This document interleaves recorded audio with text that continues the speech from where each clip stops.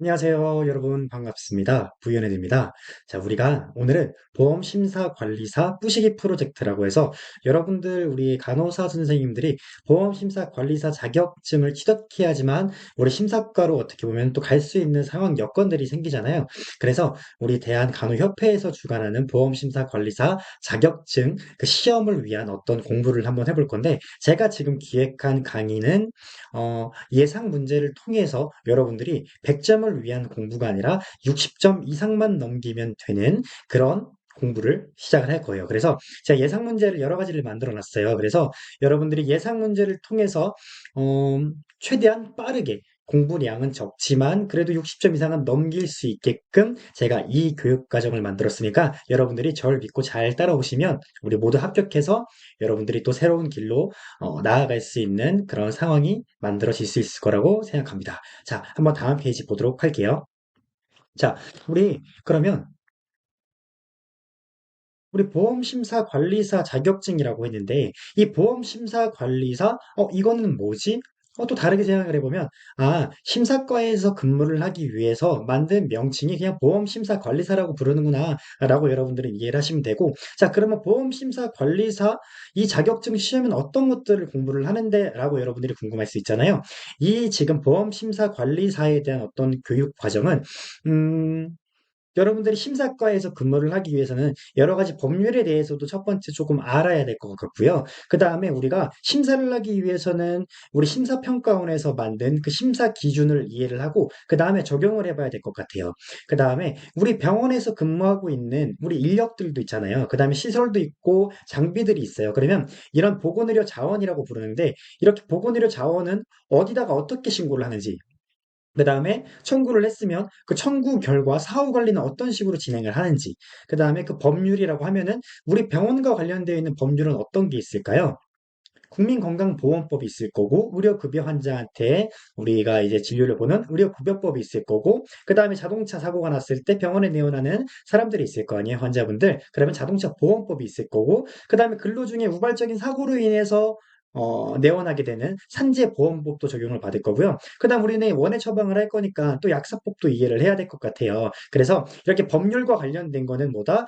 우리 병원과 밀접하게 관련되어 있는 법률만 공부를 하는구나. 그래서 여러분들이 의료관계 법규에 대해서도 공부를 하게 될 거고요. 두 번째는 제가 말씀드렸던 것처럼 심사 기준을 알아야 될 것 같아요. 그래서 요양급여 비용에 대한 심사 기준을 이해를 하고 그 심사 기준을 이해를 했으면 어떻게 적용되는지까지도 여러분들이 알 수 있을 거고요. 그 다음에 말씀드렸던 것처럼 세 번째, 우리 병원과 관련되어 있는 내부에 있는 인력시설 장비 등에 대한 보건의료 자원을 신고하는 방법도 배울 거고, 사후관리, 청구를 하고 나서 삭감이 되면 사후관리는 어떻게 하지에 대한 부분들도 여러분들이 배울 수가 있을 거예요. 이거는 제가 말씀드린 거는 필기에 대한 부분이고, 이렇게 필기에 대한 부분들을 종합적으로 모아놓은 문제가 주관식 문제인데, 주관식 문제 같은 경우에는 배점이 가장 커요. 20점에 대한 배점이 해당하게 되고요. 그래서 여러 가지 서술형에 대한 문제이기 때문에 여러분들이 각각 풀어나가는 중간중간의 부분에 대한 점수도 있으니까, 배점이 있으니까 여러분들이 그 부분까지 참고하시면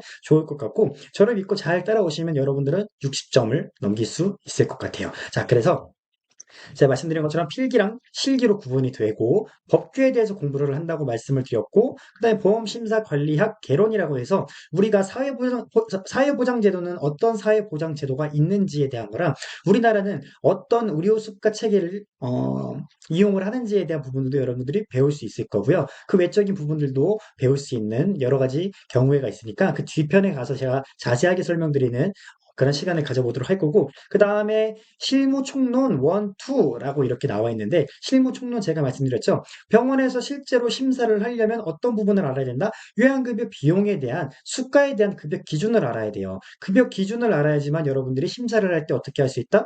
당연히 잘 심사를 할 수 있겠죠. 그렇기 때문에, 요게 실무총론 1, 2에서는, 지금 어떤 부분들을 알려고 한다?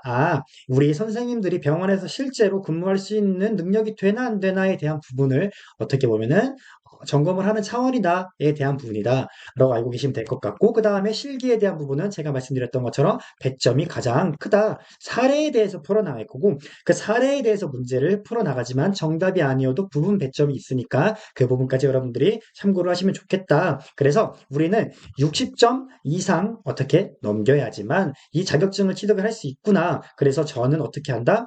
60점을 넘기기 위한 공부를 할 거다.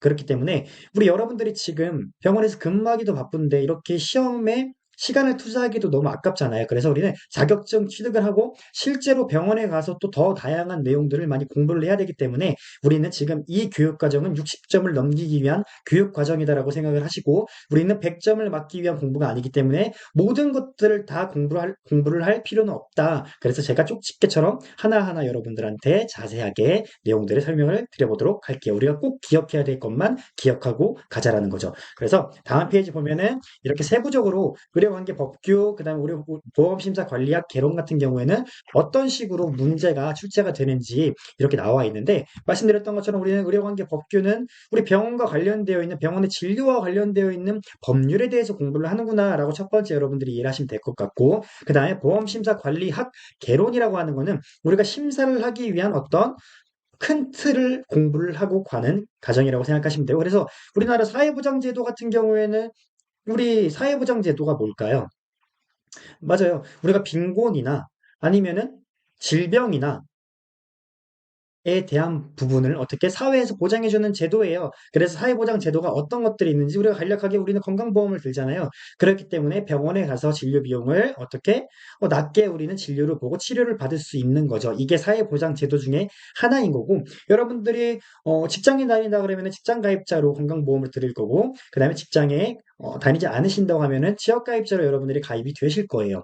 그리고 국민연금이라는 것들도 우리가 받을 수 있고, 우리가 공공부조라고 해서 여러 가지 복지 서비스도 받을 수가 있거든요. 그래서 그런 부분에 대한 것들을 공부를 하는구나라고 여러분들이 이해하시면 되고, 우리나라는 건강보험 제도가 어떤 것들을 따라가냐 이거예요. 우리가 진료를 볼 때 행위 하나하나 모든 것들을 다 비용으로 산정하는 행위별 수가 체계를 따라가고 있긴 한데, 그 중에서 우리 포괄수가제, 정액수가제라는 것도 따라간다. 그래서 이 부분에 대한 거는 우리가 뒤편에서 예상 문제를 풀어가면서 조금 더 자세하게 설명을 드려볼게요. 자, 그 다음에 다음 페이지 우리 실무 총론 1, 2라고 했어요. 자, 실무 총론 1, 2는 왜 공부한다?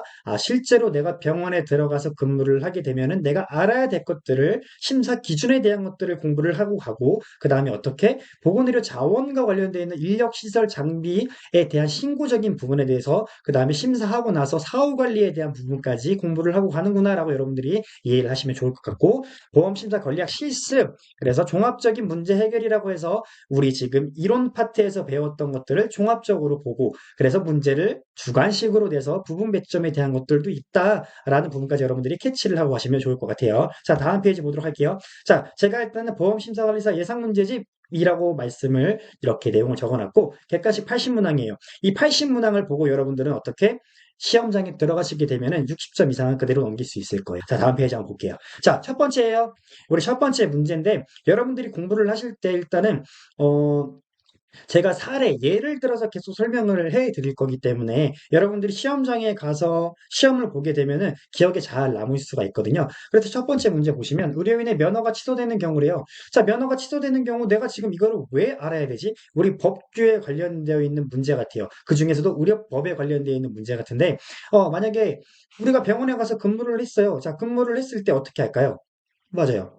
원장님이 우리 심사관한테 물어볼 것 같아요. 누구누구 씨, 내가 혹시 이 면허를 누구한테 좀 빌려주고 싶은데, 이렇게 빌려주게 됐을 때 문제가 없나? 라고 여러분들한테 질문을 하게 되면은 우리가 의료법을 공부했으니까 어떻게 답변 드릴 수 있을까요? 원장님, 면허를 다른 사람한테 빌려주는 경우는 면허가 무조건 취소가 됩니다. 그렇기 때문에 면허는 빌려드리면 안 됩니다. 왜냐면 면허가 취소가 되기 때문이죠. 그래서 면허가 취소되는 경우는 나와 있는 것처럼 면허증 대여에 대한 부분이다 라고 여러분들은 이해를 하고 가실 수 있을 것 같아요. 자, 그래서 여러분들이 지금 제가 말씀드린 것만 들어도 대충 어떤 감이 오시죠? 그래서 단순히 우리가 문제를 그냥 읽어 나가면서 풀이하는 게 아니라 예를 들어가면서 여러분들한테 설명을 드릴 거기 때문에 충분히 여러분들은 잘 이해하시고 시험장에 가셔도 잘 기억할 수도 있겠다라는 부분인 거죠. 그래서 우리가 이렇게 일단 1차적으로 OT에 대한 부분들은 간단하게 조금 말씀을 나눠봤고, 저만 믿고 잘 따라오시면 60점이 넘어서 여러분들이 자격증을 취득하고 새로운 어떤 업무 길의 환경으로 발돋움할 수 있을 것 같아요. 자, 여기까지 듣고 제가 더 자세한 강의는 다음 시간에 한번 말씀을 나눠보도록 하겠습니다. 감사합니다.